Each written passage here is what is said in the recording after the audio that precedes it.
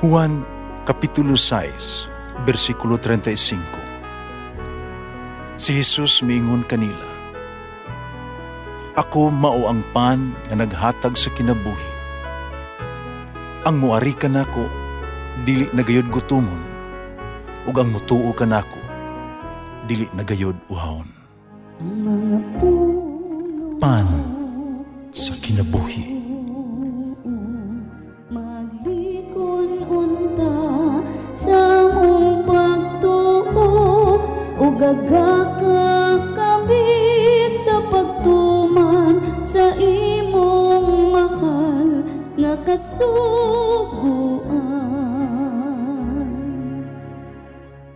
Ginumanaa kaninyo.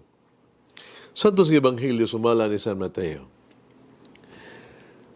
Paminawa ang laing sanglitanan. May taong yutaan na naghimog parasan. Iyakin ang gikural. Naglungag siya gahong alang sa pigsaanan sa ubas. Ito kuran pag niyag bantayan. Gipa sa upan. Unya may adto siya sa layong dapit. Sa ting-ani, ipadala niya ang mga sulugoon ngadto sa mga saob aron pagdawat sa iyang bahin. Apan gidakop sa mga saop ang mga sinugo, gibunalan ang usa, gipatay ang lain, ang uban gibato pagani. Ipadala sa usa tag-iya, ang tag-iya nagpadala na sa laing mga sinugoon, ilang gihapong gidagmalan. Sa katapusan, gipadala ang anak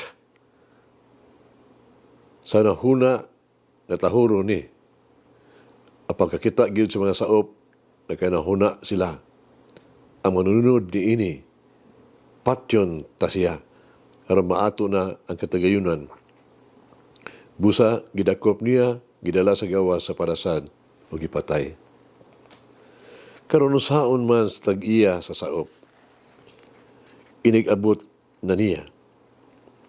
Mingon sila, dili siya maluoy sa mga daotan.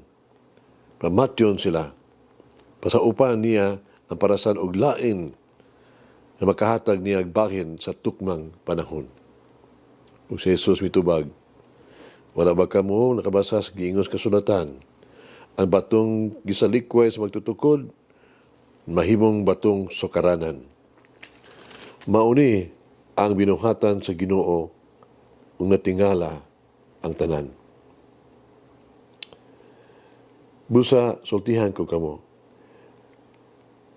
Ang gingharian sa langit, kuhaon kaninyo, ihatag sa mga tao, aron maghimo mamunga pag-ayo. Sa pagdungog sa mga pangulong pare, sa mga pariseo ni ining sa bingaya, nagmatgunan nila nga sila gipasabot ni Jesus. Dakpan utan niya sila, panahadlok sila sa panon sa katawhan nga nag-isip niya nga propeta. Ang Ebanghelyo sa Ginoo. Pasalamati ang Ginoo kay siya maayo, ang iyang gugma mulungtad hangtod sa kahangturan. Pasalamati ang Diyos sa tanang mga Diyos, ang iyang gugma malungtaron. Pasalamati ang Ginoo sa mga Ginoo, ang iyang gugma malungtaron.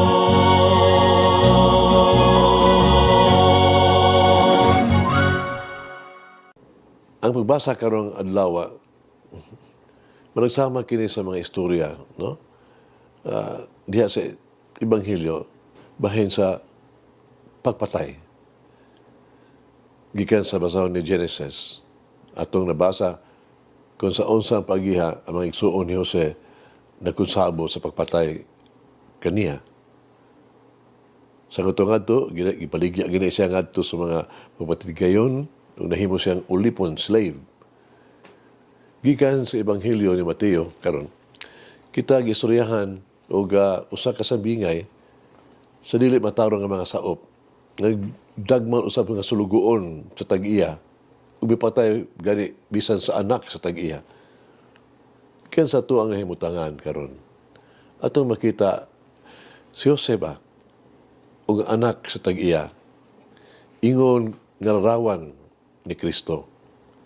Ang bato nga gisalikway sa mga magtutukod nahimo noong batong sukaranan, cornerstone.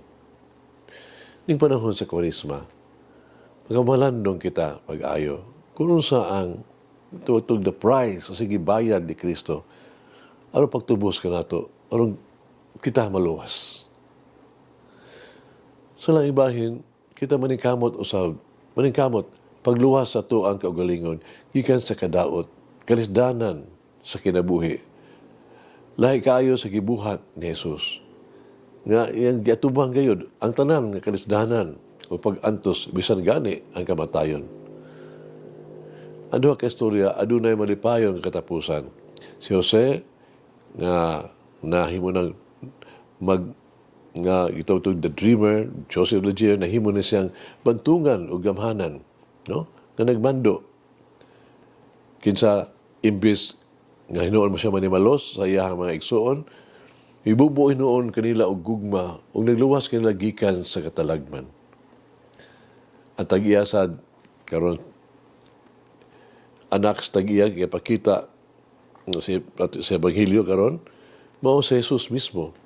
Ang bato nga gisalikway sa mga tutukod nga nahimong bato nga sukaranan. Tingali ang moral ug leksyon sa mga istorya mao kini nataliwala sa mga kabangis ug justisya sa kinabuhi. Dili ta kita kinahanglan mutugyan sa ato ang daotang mga binuhatan. Kinahanglan nga sundo nato ang panag-iina ni Kristo. Dili kapuyan sa pagbuhat kung unsa ang husto o matiduanon sa misyon na gihatag kanato pinaagi sa amahan. Kini masayon kay isulti baya pero lisod kay ning buhaton. Para kita adunay usa ka panag-ingnan. Ang tao nga gilansa sa krus si Kristo. Pag-ampo kita. Ay gumao nga Dios sa sagradong panahon sa Kwaresma paduula ako kanimo. Pangandam usab ako, andam ako sa lugar sa ako ang balay o sa kasing-kasing alang sa hilong ng panag-inusara. Aron ako makakaplag pag-usab sa grasya sa usa ka puno nga pag-ampo nga kinabuhi. Tabangi ako sa pagpuasa gikan sa mga butang naghulga sa kaayuhan sa lawas o sa kalag ug pinumdumi ako sa grasya sa kayano. Padaka ako ang kasing-kasing, pero ako makahatag sa makinahanglan o pagbuhat sa ingon. Pagkakaplag ako o grasya pagpasalamat o pagkamanghang matagon. Hinaot nga kini nga panahon, mahimo usa ka panahon nga puno sa grasya, pero mapukaw pag-usab akong gugma o pagtuo kanimo. Amen.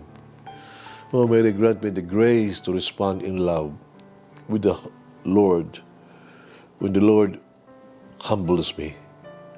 Bilangin ang Diyos magagahom sa tanan, Amahan, Anak, Espiritu Santo. Amen. May the Lord of the divine mercy bless us all, heal us from all diseases and suffering. Ayun unta niya kita, tanang mga sakit na sa lawas